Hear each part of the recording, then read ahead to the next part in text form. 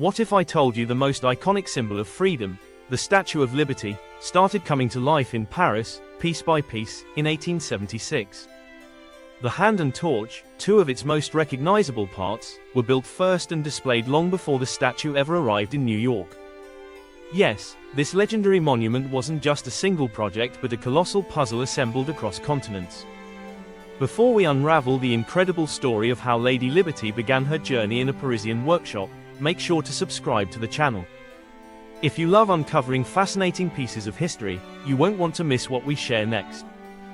In the 1870s, France and the United States shared a deep friendship, born from their revolutionary pasts and mutual ideals of freedom. To commemorate this bond, French sculptor Frédéric-Auguste Bartholdi was commissioned to create a gift for America, a towering statue that would symbolize liberty and democracy. But creating something of this scale was no small feat.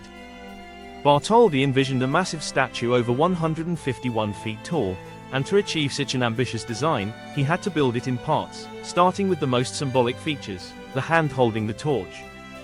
In 1876, the construction of the hand and torch began in the Gaget, Gauthier and Company workshop in Paris. These pieces alone were enormous. The hand measured 16 feet tall and weighed several tons, a marvel of engineering at the time. The structure was crafted using a technique called repoussé, where large sheets of copper were hammered into shape and then attached to a supportive iron framework. The copper provided the statue's distinctive appearance, while the iron gave it strength and stability.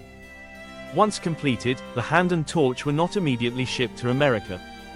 Instead, they were put on display at the 1876 Centennial Exposition in Philadelphia to help raise funds and generate excitement for the project. Visitors marveled at the scale and craftsmanship, and their donations helped finance the pedestal on which the statue would eventually stand.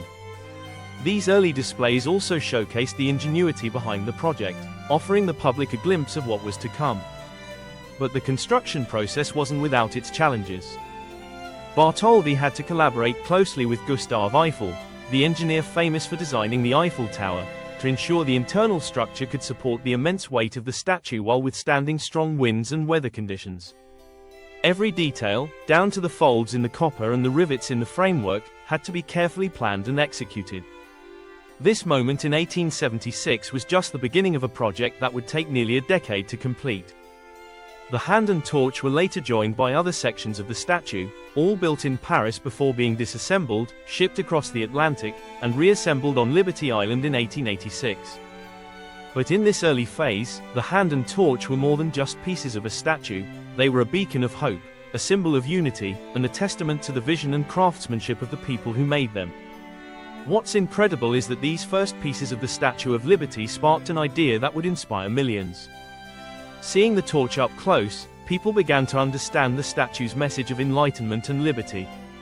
Today, when we look at the Statue of Liberty standing tall in New York Harbor, it's easy to forget the incredible journey that began in a workshop in Paris nearly 150 years ago. So, what do you think about the story behind Lady Liberty's hand and torch?